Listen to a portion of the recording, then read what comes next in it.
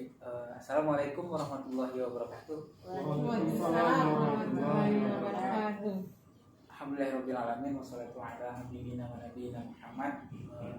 Semoga Allah taala fi kitabihil karim ya ayyuhalladzina amanu taqullaha haqqa tuqatih wa la tamutunna illa wa antum muslimun.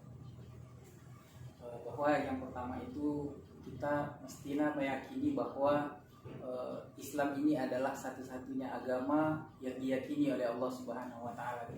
Ketika kita yakin Islam adalah satu-satunya agama, ketika itulah kita dekat dengan Allah Subhanahu wa taala.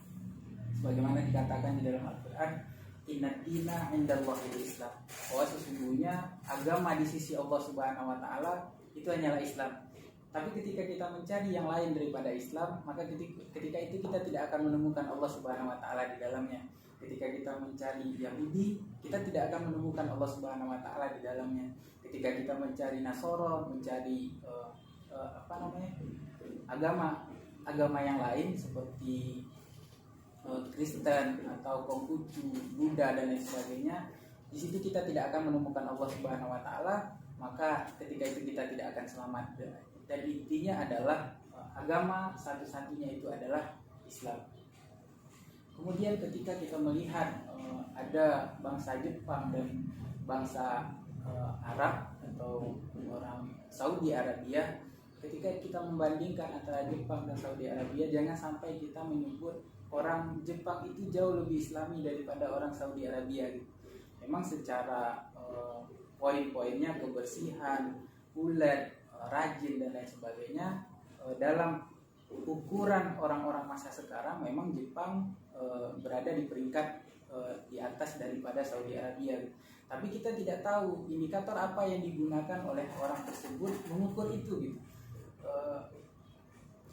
Kalau seandainya lebih Islami, maka indikator yang mengukur Islami itu ya dari orang Islam sendiri gitu. Maka tidak akan mungkin kita temukan orang Jepang yang tidak bertuhan kepada Allah Subhanahu wa taala secara kenegaraannya, mereka tidak merupakan negara Islam, tidak mungkin mereka jauh lebih Islami dibandingkan Saudi Arabia yang mereka berdasarkan negara Islam gitu. Walaupun di dalam Saudi pun ada orang yang bukan Islam, tetapi dari segi indikator Islami, kalau seandainya kita ukur, maka kita akan melihat Saudi Arabia jauh lebih Islami dibandingkan orang Jepang. Karena indikator Islami bukan hanya bersih, bukan hanya ulet, bukan hanya rajin gitu, tapi ada indikator-indikator yang lain seperti menjalankan syariat Islam dan yang lain sebagainya. Kemudian golongan manakah yang masuk di dalam Ahlus Sunnah wal Jamaah? Mungkin ini PR kita bersama, bahwa sesungguhnya di dalam Ahlus Sunnah wal Jamaah yang merupakan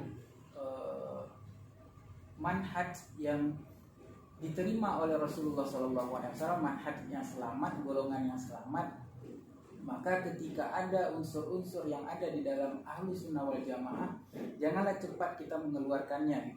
Maka ada seperti disebutkan oleh Ustaz Wido di dalam pertanyaan itu, ada Maturidi, ada Asy'ari, ada Ahlul Athar atau Ahlul Hadis. Maka sesungguhnya ketika kita meyakini salah satu dari mazhab ini, mazhab Asy'ari misalnya, mazhab Maturidi atau Ahlul Athar, jangan sampai kita, misalnya kita sebagai Ahlul Athar, jangan sampai kita mengeluarkan orang Asy'ari dari Ahlus Sunnah wal Jamaah. Begitu juga sebaliknya, ketika kita bermazhab dengan mazhab Asy'ari, jangan sampai kita mengeluarkan orang-orang Ahlul Athar dari Ahlus Sunnah wal Jamaah. Karena kata Imam Ahmad bin Hanbal, mengeluarkan seseorang dari sunnah, dari Ahlus Sunnah wal Jamaah itu adalah syadid, itu adalah sesuatu hal yang berat, itu adalah sesuatu hal yang menyakitkan. Jadi jangan sampai kita mudah-mudah mengeluarkan saudara kita dari Ahlus Sunnah wal Jamaah. Mungkin ini nanti mengarahkan kepada manhaj wasyatiyah, manhaj pertengahan, manhaj yang menghubungkan, atau dalam istilah lain biasa disebut dengan manhaj islah gitu. Sebuah manhaj yang menyatukan gitu ya,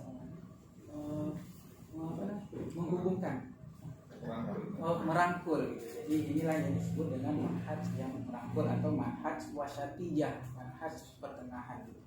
Kalau dalam Al-Quran itu disebut ummatau wasato, gitu. Umat pertengahan. Kemudian selanjutnya siapakah tokoh pendiri NKRI? Maka kita yakin bahwa seluruh tokoh-tokoh yang berperan di dalam mendirikan NKRI ini tentu tidak satu orang gitu. Ada yang disebutkan di dalam pertanyaan Ustaz Ridho itu ada Kiai Haji Abdul Halim, bagian dari PUI, kemudian ada Kiai Haji Ahmad Sanusi, bagian dari PUI juga, yang merupakan organisasi, salah satu organisasi tertua di Indonesia. Kemudian juga ada Muhammad Nasir, yang beliau juga aktif di Dewan Dakwah, kemudian juga Persis. Kemudian ada Wahid Hashim, yang merupakan anak dari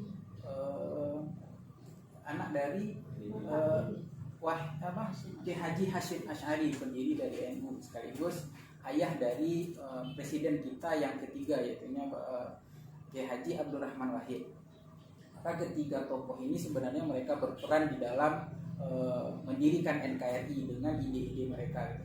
Tapi puncaknya adalah ketika 1950, ketika itu Muhammad Nasir berpidato menyampaikan mosi integral, yaitunya bagaimana kita ini menyatukan negara kesatuan Republik Indonesia ini dan tidak mengakui RIS, Republik Indonesia Serikat, yang di dalam itu Indonesia dipecah belah, dibagi-bagi, atau bahasa kasarnya itu adalah Belanda sedang menjadikan kita bonekanya. Kita ini ibarat negara bonekanya Belanda. Maka bagi tokoh-tokoh waktu itu, terutama tokoh-tokoh organisasi Islam, ada PUI, Persis, dan ada Muhammadiyah, Masyumi waktu itu, maka mereka tidak sepakat dengan itu gitu. Sehingga waktu itu Muhammad Nasir berpidato dengan mosi integralnya NKRI, sehingga kita kenal bahwa tokoh-tokoh ini adalah tokoh NKRI.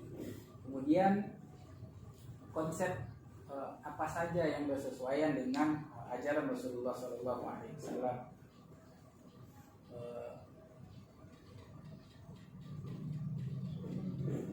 Ada feminisme, ada kesetaraan gender, ada pluralisme, ada sosialisme, ada keadilan.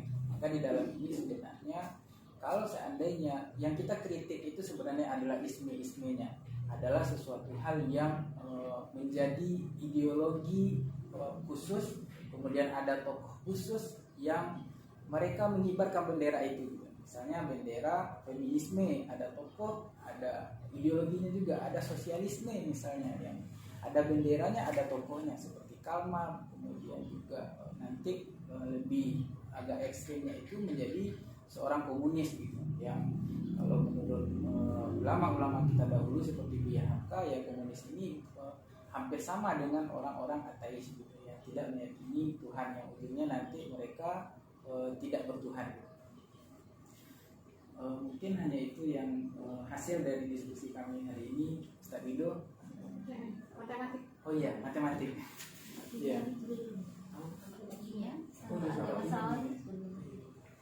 Kemudian ada pertanyaan lain tentang agama Samawi, yaitunya agama Samawi tentu ini adalah agama langit, Samawi, dan lawan katanya itu adalah agama ardi, agama bumi gitu. Maka sebagai seorang Muslim, sebagai seorang Islam, yang agama yang datangnya dari langit, yaitunya dari Allah Subhanahu Wa Taala, ya, yang kita yakini hanya Islam gitu. Yahudi, kemudian Nasrani, kemudian ada Buddha, Konghucu, dan yang lain sebagainya, itu adalah agama ardi, agama budaya gitu. Maka bagi kita orang Islam, kita harus meyakini agama Samawi itu hanya adalah Islam. Kemudian Bapak kimia gitu. Bapak kimia itu adalah Jabir bin Hayyan. Karena juga kita ketahui Jabir bin Hayyan ini adalah seorang bapak yang menemukan konsep optik gitu. Sehingga ketika kita menemukan sekarang kemajuan teknologi kimia, kemudian juga teknologi optik, bahkan sekarang perang biologis itu ya dengan bahan-bahan kimia gitu, yang mereka yang mereka jadikan sebagai alat untuk perang. Kemudian juga ada optik yang kita kenal sekarang, handphone kita punya kamera, kemudian laptop kita punya kamera, kita bisa terhubung dengan orang dari jarak jauh lewat kamera, maka itu sebenarnya ada peran besar dari Jabir bin Hayyan di dalamnya. Kemudian tentang matematik, mungkin di sini kami menangkap bahwa matematik itu adalah sebuah ilmu yang harus kita kuasai, yang jangan sampai kita kesampingkan, karena ada beberapa unsur di dalam matematik itu yang memang itu adalah fardu ain gitu. Walaupun nanti secara khususnya ada bagian dari matematik itu yang hanya fardu kifayah, tetapi sebagai seorang muslim, seperti ketika nanti kita membahas tentang zakat, kemudian membahas tentang ilmu mawaris, itu kita akan menemukan matematik di dalamnya, terutama juga nanti penentuan bulan, kemudian menghitung hari, pergantian tahun gitu, itu juga dengan perhitungan. Maka kita sebagai orang mukmin itu ada bagian-bagian di dalam ilmu matematik itu yang harus kita miliki, yang harus kita kuasai sebagai fardu ain, dan ada juga sebagai bagian yang khusus yang nanti yang lebih mendalamnya seperti algoritma, kemudian aljabar dan lain sebagainya, itu nanti bagian dari ilmu yang fardu kifayah. Terima kasih. Assalamualaikum warahmatullahi wabarakatuh. Waalaikumsalam warahmatullahi wabarakatuh.